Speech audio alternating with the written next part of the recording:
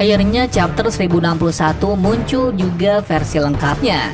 Isi cerita pada chapter kali ini sangat menarik, dikarenakan bajak laut topi jerami telah sampai di pulau yang sangat misterius, memiliki iklim yang sangat dingin. Nah, seperti apakah pulau misterius tersebut? Simak baik-baik video ini sampai habis. Tapi sebelum kita menuju topik utama, jangan lupa untuk klik subscribe dan nyalakan lonceng notifikasinya agar selalu mendapatkan update seputar informasi anime dari kami. Untuk mengawali video kali ini, kita mulai dari cover story lanjutan Germa. Di situ terlihat Germa dan Caesar sudah lepas dari Katakuri dan Oven, sehingga mereka bisa kabur dari sang monster tanpa ada masalah. Mereka bisa lepas dari Katakuri berkat kekuatan Caesar sebelumnya, mengakibatkan Katakuri dan Oven menjadi bertarung satu sama lain. Dengan begini sudah menjelaskan bahwa Germa dan Caesar akan berhasil kabur dari pulau ini dengan sekejap. Masuk pada panel pertama. Saat itu sambil menyelamatkan chopper yang terjatuh, dia juga menolong sosok Bonnie dalam wujud anak kecil. Namun mereka tidak langsung. Mereka juga mendapat kepanikan yang besar bahwa mereka kehilangan jejak dari monster besar yang mereka temui. Ternyatanya monster itu tepat di bawah mereka berukuran sangat besar berbentuk seperti paruh hiu yang siap melahap Thousand Sunny. Jelas hal itu membuat semua kru merasa panik dan kebingungan, dikarenakan Luffy, Chopper, dan Bonnie masih berterbangan. Untungnya Jinbei berhasil mengendalikan kapal untuk bisa lepas dari santapan monster itu. Ternyatanya, monster itu bukanlah makhluk hidup melainkan sebuah logam raksasa berbentuk hiu. Bila kita lihat dari bentuknya, maka sudah jelas itu adalah Cyborg. Itu terbukti di badannya ada tulisan Fang terpotong, yang artinya ada seorang ilmuwan di pulau misterius ini. Akibat hiu tersebut membuat Luffy, Chopper, dan Bonnie terpisah cukup jauh, sehingga salah satu orang diharuskan untuk menyelamatkan mereka bertiga. Jika tidak, mereka akan mati di laut lepas ini. Jinbei dengan cekatan langsung meminta Franky untuk mengarahkan kapal ini ke tempat tujuan, sementara dirinya akan menolong Luffy dan lainnya. Selanjutnya, untuk memperjauh jarak dari hiu besar tersebut, Franky menggunakan alat untuk mempercepat gerakan dari Mary. Dengan Rabbit Screw Propeller, mereka setidaknya terpaut cukup jauh dari hiu tersebut. Kemudian kita dilihatkan panel yang begitu menarik. Cyber hiu tersebut tidaklah diam saja. Dia memiliki cara agar bisa mengejar bajak laut tersebut. Ternyata yang dilakukannya adalah mengeluarkan rudalnya. Dengan begitu, kapal besar tersebut akan tenggelam. Mengejutkannya, rudalnya tersebut sangatlah mengerikan, dikarenakan dampak dari ledakannya cukup besar. Beruntungnya Franky bisa mengendalikan arah kapal itu, meskipun dia juga terkejut bagaimana bisa ada ledakan di sini. Sialnya akibat ledakan itu pula membuat Thousand Sunny terbalik, membuat Franky dan lainnya terjatuh ke laut. Nah, sangat menarik bukan? Bahwasannya di pulau ini ada hiu yang memiliki AI yang cukup pintar. Bagaimana tidak? Hiu tersebut bisa berpikir secara jernih untuk melakukan hal yang tepat, di mana seharusnya ini tidak akan mungkin terjadi di era One Piece saat ini. Lalu siapakah pembuat dari Cyborg ini? Kita lanjutkan saja ceritanya. Cerita kembali pada sisi Luffy dan lainnya yang tenggelam. Sekarang mereka sudah aman dikarenakan Jinbei sudah ada di sana, sehingga dengan ini mereka bisa terselamatkan nantinya. Tak lama dari situ Jinbei langsung menuju ke permukaan air. Terkejutnya, saat itu dia langsung berhadapan dengan hiu. Sialnya, dia langsung melepaskan rudalnya ke arah Jinbei. Seperti biasa, Jinbei berhasil selamat dari kematian berkat kecepatannya. Nah, setelah itu, kita dikasih suatu panel yang sangat menarik lagi, di mana muncul sebuah robot berukuran yang sangat besar di belakang hiu tersebut. Tanpa pikir panjang, robot besar itu langsung memukul hiu itu tanpa suatu alasan yang jelas. Entah berpihak kepada siapa robot besar itu. Satu hal yang pasti, robot itu sangat baik. Nah, akibat keributan itu bisa membuat kru topi jerami menjadi leluasa untuk bisa berenang menuju ke permukaan. Selanjutnya kita berpindah ke suatu pulau di dekat pulau ini. Ternyata di dekatnya ada markas dari G14 Naval Base. Mengejutkannya, Kapten Tashigi ada di sini. Setelah dipikir-pikir, ternyata ini adalah tempat di mana Tashigi mau menyelamatkan anak-anak raksasa di Pang Hazard. Jadi Tashigi sangat aman saat melakukan tugasnya. Sekarang anak-anak tersebut terlihat riang dan gembira tanpa ada rasa ketakutan lagi. Artinya, Vegapunk bisa membuat anak-anak ini lagi hidup menjadi lama. Lalu artinya Vegapunk juga dekat di pulau ini seharusnya. Lalu apakah pulau yang disinggahi oleh Luffy adalah tempat dari Vegapunk? Kita tidak tahu tentang hal ini.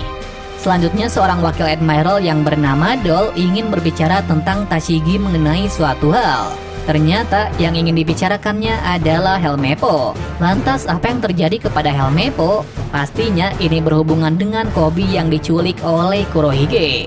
Helmeppo tidak tega sahabatnya itu akan dimanfaatkan oleh Kurohige. Sehingga dari itu dia meminta bantuan kepada Tashigi dan yang lain. Dari sini menjelaskan bahwasannya angkatan laut tidak bergerak sama sekali walaupun salah satu bawahannya telah diculik. Sebab dari inilah Helmeppo meminta bantuan kepada G14. Tak hanya Helmeppo saja, ternyata ada satu wanita lagi yang bersama Helmeppo. Dia adalah Hibari, seseorang dari anggota Sword juga bersama Koby dan Helmeppo. Di sini Helmeppo dan Hibari meminta bantuan kepada Pangeran Groose, salah satu dari seorang Rear Admiral. Diketahui dia mau pergi ke Pulau Bajak Laut, namun masalahnya ialah pulau itu adalah markas dari Kurohige. Jadi jika ke sana, maka harus membutuhkan armada yang sangat banyak. Bila tidak, maka sama saja dengan bunuh diri. Tak lama setelah perdebatan itu, Helmeppo memiliki ide yang sangat bagus, di mana dia meminta untuk meminjam Seraphim di Pulau Egghead di dekat sini. Tentu saja Groose menolaknya, lantaran sekarang Angkatan Laut memiliki banyak masalah, terutama Drake juga belum tertangkap. Jadi solusinya adalah melihat situasi sekarang untuk bisa memilih apa yang pantas dilakukan selanjutnya. Cerita balik lagi ke arah dari Luffy dan lainnya. Sekarang mereka berempat sudah berada di tepi laut di dekat gua.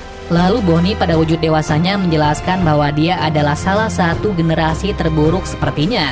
Mendengar hal itu, Luffy baru saja mengingatnya bahwa mereka pernah satu pulau 2 tahun yang lalu.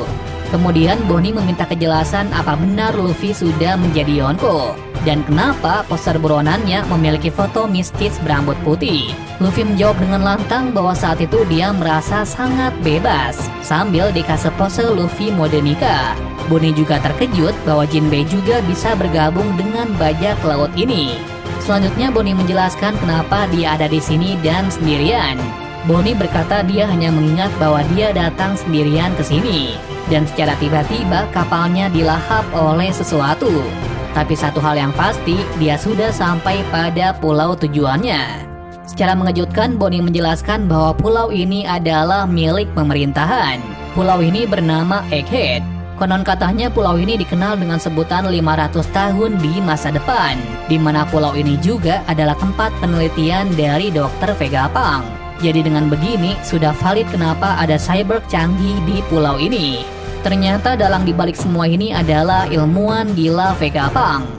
Cerita kemudian dipotong dengan robot raksasa tadi membawa Thousand Sunny dengan hati-hati. Seketika itu pula, Franky dan lainnya merasa sangat terkejut karena ada robot berukuran raksasa bisa bertarung dan berenang. Disitulah kita dilihatkan lagi munculnya sosok gadis misterius dari robot itu. Entah siapa perempuan ini, namun dia berkata bahwa ada yang gagal lagi. Ada sesuatu yang salah dan membuatnya penasaran. Pastinya Frank yang melihat hal ini langsung berterima kasih telah menyelamatkannya. Akan tetapi gadis ini malah mengatakan yang sebaliknya, bahwa dialah orang yang memerintahkan Cyber Q tersebut. Namun dia menemui sedikit kesalahan dalam programnya yang membuat Q tersebut menjadi agak liar, tidak sesuai dengan yang diperhitungkan.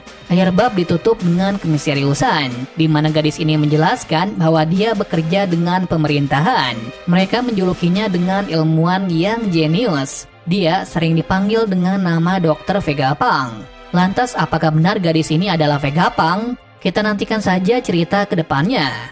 Pada chapter ini terungkap banyak hal yang sangat menarik. Dimulai dari hiu dan gadis misterius ini diduga sebagai Vegapunk, di mana seharusnya Vegapunk adalah seorang kakek tua dengan muka yang ngeselin seperti perkataan dari Smoker. Namun dalam chapter ini Oda membuat hal yang sangat beda dari bayangannya, yang mana gadis itu adalah Vegapunk. Lantas kenapa bisa begini?